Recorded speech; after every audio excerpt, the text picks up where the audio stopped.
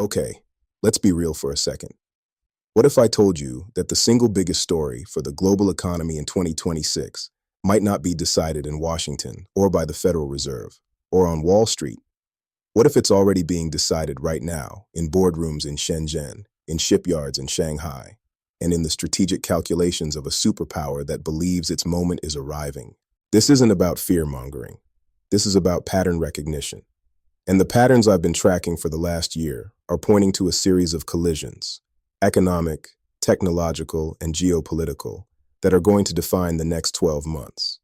I've got 5 specific predictions, and one of them is the most consequential, and frankly, the most uncomfortable thing I've ever put in one of these annual forecasts. Before we dive in, a quick but crucial note. This video is an educational and analytical discussion of global macroeconomic and geopolitical trends. It is based on my synthesis of publicly available reporting, data, and expert commentary. This reflects my analysis and opinion, formed through my research. It does not promote any form of violence, hate, or extremist ideology. I am not offering investment, legal, or financial advice here. I'm trying to think through the logic of what comes next. So, to understand where we're going, we have to look at where we've just been. 2025 was, economically speaking, the year of the tariff. That was the dominant noise. A specific political administration in the United States came in and immediately began renegotiating, with a sledgehammer, the terms of global trade. Headlines were dominated by threats, counter-threats, and the slow, grinding process of turning aggressive rhetoric into actual policy. But if you look behind that noise, the deeper currents I identified last year kept flowing almost exactly as anticipated. The global economy? Still sluggish, especially in aging economies like Europe and Japan. Government debt? It moved from a worrying background hum to a piercing alarm in several key countries, forcing real, painful political crises. The green transition? It quietly, relentlessly, kept breaking records. Even the trade war itself, for all its drama, largely followed the script of an opening gambit, huge opening demands followed by a slower, more tactical implementation. That track record from last year is important, not to pat myself on the back, but to explain my method. I'm not trying to predict next month's inflation number or which AI startup will moon. That's mostly luck. I'm looking for the megatrends, the tectonic plates of the global economy that are already moving. Once you identify those plates, you can make a pretty good guess about where the earthquakes are more likely to occur, even if you can't name the exact second they'll hit. That's why this year, I'm applying that same logic, but I'm following it into riskier, more consequential territory. The plates are shifting faster, the potential collisions are bigger. So here are my 5 predictions for the economic landscape of 2026. Prediction number 1. China will dominate or seriously contest at least one major industrial sector previously considered an untouchable Western fortress. Now, this is the most predictable of my predictions, and I'd give it a high probability, maybe 80%. But its predictability doesn't make it less profound. We've all watched the playbook execute. Solar panels, batteries, electric vehicles, drones, shipbuilding. The list of industries where Chinese firms have gone from also-rans to dominant leaders in a decade is staggering. The question for 2026 is, what's next on the list? Start with commercial aerospace. The goal is not to participate. It's to eventually challenge Airbus and Boeing. That has been difficult so far, and progress has been uneven. But what stands out to me is the level of long-term state commitment behind the effort. This is not a short experiment. Then there's semiconductor manufacturing equipment, the machines that make the chips themselves. This is one of the most tightly controlled high-barrier industries in the world, dominated by a small group of companies in the Netherlands, Japan, and the United States. Breaking into this space is like trying to pick the lock on the most secure room in the global economy. Pharmaceuticals and biotechnology come next. Here, the shift is from producing generics to competing in original drug discovery. That's a completely different challenge, requiring deep research ecosystems, regulatory credibility, and enormous capital. But it's also where the long-term value really is. I'm also watching industrial and factory robotics very closely. These are the machines that build everything else, an area historically dominated by Germany and Japan. Gaining ground here is about productivity, precision, and control over the physical layer of manufacturing. And finally, there's the most symbolic target of all, space launch. The ambition is to create a reliable, low-cost alternative to SpaceX. That's not just about prestige. It's about controlling access to orbit, data, and the next generation of space-based infrastructure. The common response from the West is to cry foul, to point to subsidies and state direction. And that's part of the story. But from an analytical standpoint, that's also the point. The Chinese model, which I've studied closely, isn't just about throwing money at a problem. It's a brutal, state-orchestrated Darwinian process. They flood a sector with capital and multiple competing firms, not just one national champion. They create a hyper-competitive Thunderdome inside their own borders. Companies fight, innovate, drive costs down ferociously, and many go bankrupt. The ones that emerge from that meat grinder are not just subsidized zombies. They are lean, technologically advanced, and viciously competitive on a global scale. This is what happened with EVs. Western automakers are now staring at competitors who developed faster in a more cutthroat environment with massive scale. And this process is now being consciously aimed at new sectors. So my analysis isn't that China will win in all of these new fronts in 2026. They've failed before, like in commercial jetliners so far. My point is that the onslaught is systematic and it's accelerating. The probability that at least one of these fortress walls shows serious cracks in 2026 is very high. The investment, the political will, and the proven playbook are all in place. For business leaders and policymakers in Europe, North America, and East Asia, the question is no longer if another sector will face this pressure, but which one and how they plan to respond, which leads me directly to my second prediction. Now, before we get into that response and the even heavier stuff that follows, I want to pause for a moment to talk about something completely different that's been a genuine help to me: managing a busy, irregular schedule while trying to eat well. Lately, I've been using a service called Mom's Meals. This isn't a meal kit where you have to cook. Mom's Meals delivers chef-prepared, ready-to-eat meals right to your door. You just heat and eat. What I really appreciate is how they cater to different dietary needs without sacrificing convenience or taste. They have keto-friendly meals, diabetic-friendly options, low-carb, low cholesterol, halal, vegetarian meals, and so much more. It's taken the mental load out of figuring out lunch or dinner on days packed with research and scripting. The prices start from just $7.99 per meal, which, for the convenience and quality, I've found really reasonable. If you're looking to simplify your meal routine, I've put the link in the description, and you can get 50% off your first order if you want to try it out. It's been a practical solution for me, and I thought I'd share it with you. All right, back to the analysis. Prediction number 2. The trade conflict will broaden beyond a US vs China story. In 2026, we will see more countries using tariffs and protectionist measures against a wider array of trading partners. I give this about a 60% probability. Why the uncertainty? Because 2025 set such a high chaotic bar for trade actions that 2026 could see a pause, a tactical pullback. But the structural forces pushing toward a broader conflict are powerful. The first force is the direct reaction to China's industrial policy, which we just discussed. Countries watching Chinese EVs or batteries flood their markets don't just see companies, they see the output of a rival economic system. The response from Europe, Brazil, Mexico, and others hasn't just been complaints. It's been tariffs, investigations, and in a few stark cases, like a Chinese-owned chipmaker in the Netherlands, even nationalization. This defensive reaction is almost a reflex, and as China pushes into more sectors, that reflex will trigger in more countries. But here's the more insidious part of the trend, the part that turns a conflict into a free-for-all. It's what some development economists call the breakdown of the flying geese model. Historically, as a country like Japan grew rich and its wages rose, it would offload lower-end manufacturing to poorer countries like Thailand or Vietnam, giving them a ladder to climb. China itself was the ultimate beneficiary of this. But China's national strategy is now explicitly about self-reliance. They are not willingly offshoring their lower-end manufacturing. Instead, they're automating it. They're using robots and smart factories to keep the production of everything, from pencils to advanced sensors, inside China, even as wages rise. This means they are simultaneously competing with Vietnam for textile jobs and with Germany for industrial machinery. They're squeezing the entire global ladder from both ends. The logical response for other nations, both advanced and developing, is to protect what they have. And once the tool of tariffs and restrictions gets normalized, its use tends to expand. We already see glimpses. Mexico didn't just put tariffs on Chinese cars. It put them on Indian cars too, aiming to protect its own auto industry from all outside competition. India itself has raised walls against a variety of imports to boost its own manufacturing. Prediction number 3.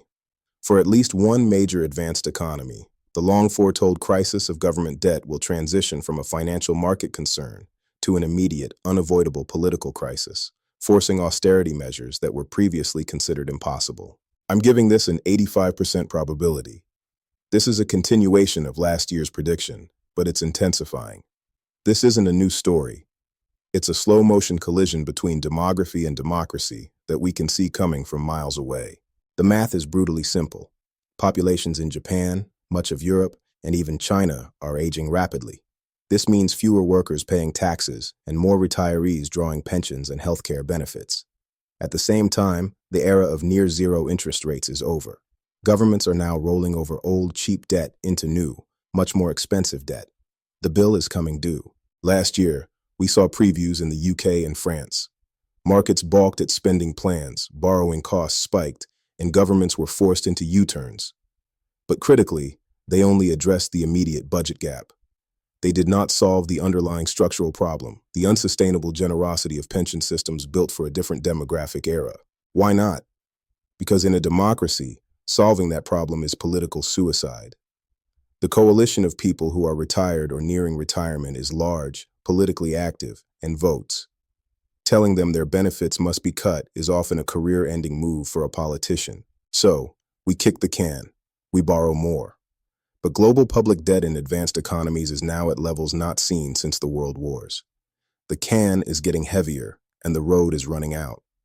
My assessment is that in 2026, for one or more of these high-debt aging countries, maybe in Europe, maybe elsewhere, the market will stop accepting gradual fixes.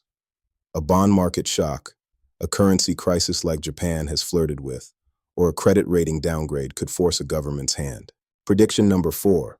The much-discussed bubble in artificial intelligence will not pop in 2026. The speculative fever will continue, though it may develop a more volatile, nervous pulse. This is where I have to argue against a very compelling and popular narrative. Let me be clear. I look at the valuations of some AI startups, the astronomical sums being poured into model training, the cult-like hype, and yes, it walks, talks, and quacks like a bubble. Serious analyses from firms like Bain and JP Morgan point out that to justify today's prices, future profits need to be almost impossibly large. So why do I think it doesn't burst this year? 2 key reasons that make this bubble different from, say, the dot-com bust of 2000. First, the user adoption and engagement is real, and it is instantaneous. When the internet bubble burst, many companies had barely any users or a vague plan for how to make money. Today, a company like OpenAI has a user base in the hundreds of millions.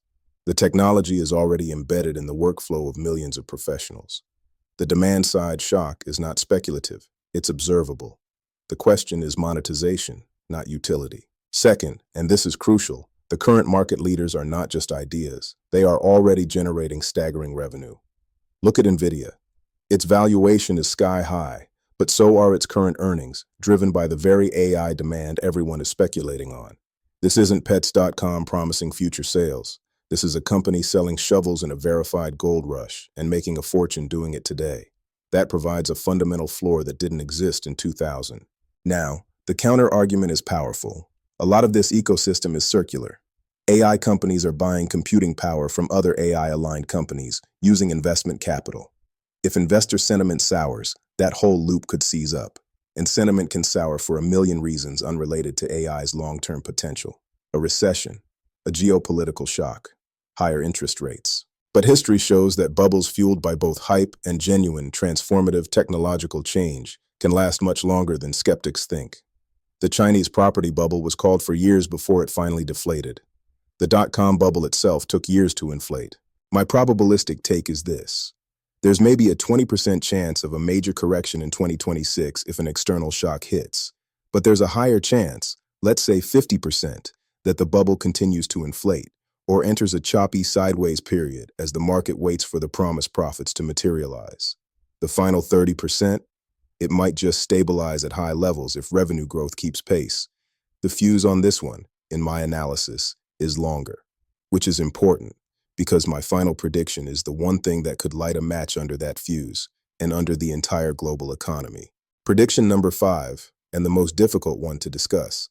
In 2026, there is a significant non-trivial risk that China initiates a coercive action against Taiwan that falls short of a full-scale invasion but aims to achieve strategic control. I'm not predicting an invasion. I'm assessing the probability of a severe escalation, such as a blockade or a declared quarantine. I am giving this a 25% probability. That is not a certainty. It is not even a likelihood. But it is a probability high enough, with consequences so catastrophic that it demands serious analytical attention. As an economist, I was schooled to ignore geopolitics. The wars in Ukraine and the Middle East have brutally retaught my entire profession that we ignore it at our peril. Here is the cold, analytical logic as I see it, pieced together from following think tanks like the Center for Strategic and International Studies, CSIS, regional security analysts, and military publications. First, capability. Multiple independent war games and expert surveys, including a notable one from CSIS, conclude that a full amphibious invasion of Taiwan remains extremely difficult and costly for China. However, those same analyses suggest that China has developed the naval and air power to effectively encircle Taiwan, to impose a blockade. Their Coast Guard and maritime militia have been practicing for years, gradually expanding control in the South China Sea. The tool for a gradual squeeze exists. Second, legal and political framing. China does not recognize Taiwan as a sovereign country. From Beijing's legal perspective, what the world would call a blockade, an act of war against a nation, could be framed internally as a quarantine or a law enforcement action in Chinese territorial waters. They could demand that all ships bound for Taiwanese ports submit to Chinese inspection for safety or contraband. The goal wouldn't be to starve the island instantly, but to strangle its economy and demonstrate, unequivocally, who controls its fate. Third, timing and incentives. From a strategic planner's desk in Beijing, the coming years present a complex window. China's economy has strengths, but faces the long-term headwinds of debt and demographics. Its military advantage over Taiwan is near its peak relative to potential U.S. intervention forces, which are stretched. The U.S. is preoccupied with other global crises. There is a political leadership in place with a stated, unwavering goal of reunification. The economic consequence of even a successful blockade would be a global depression. Taiwan produces over 60% of the world's most advanced semiconductors. The shock to technology, automotive, and defense supply chains would be instantaneous and severe. Global trade would seize up, inflation would skyrocket, the AI bubble and every other bubble would pop, which leads to the critical, haunting question in Beijing's calculus. Would the West, particularly a United States facing its own debt constraints and a war-weary public, actually go to war, risk a direct superpower conflict over a blockade? Or would they, after furious protest and sanctions, be forced to accept a new, grim reality? Some analysts believe China's leadership might judge the latter to be more likely than we'd hope. So, let's tie these 5 megatrends together. We have an accelerating economic challenger, China, a fragmenting global trade system, a fiscal time bomb ticking in rich democracies, a speculative technological boom, and a simmering geopolitical flashpoint. China's industrial push, in Prediction 1, fuels the protectionist backlash, in Prediction 2. The debt crises, in Prediction 3, limit the ability of Western governments to respond with massive subsidies of their own and make them more wary of costly foreign conflicts. An AI slowdown, if Prediction 4 turns wrong, could crater tax revenues, making debt, in Prediction 3, even worse. And all of this economic instability and distraction could factor into the strategic calculus around Taiwan, in Prediction 5. The theme for 2026, in my view, is convergence. These slow-moving megatrends are now on trajectories that intersect more directly. The room for error for policymakers is shrinking. The buffers in the system, cheap money, stable globalization, unchallenged American primacy, are wearing thin. My personal takeaway from this analysis isn't one of doom, but of clarity. 2026 is less about waiting for a single catastrophic event and more about observing the pressure points. Watch which industry China targets next. Watch for which indebted nation faces a bond market rebellion. Watch for signs of whether AI revenues can start to match the hype. And watch the Taiwan Strait, not just for warships, but for a gradual legalistic tightening of control, 1,000 cuts meant to normalize dominance. Whether 2026 becomes a true turning point or just another volatile year on the path to a new world order depends entirely on how these pressures are managed or mismanaged by the world's major powers. The collisions may not be full-speed crashes this year, but the screech of metal as the fenders grind is going to get louder. If you found this analytical deep dive useful, if it helps you think more clearly about the forces shaping our world, don't forget to subscribe, like, share, and hit the notification bell. These are complex issues, and I'm committed to working through them with you. Thanks for watching. See you in the next one.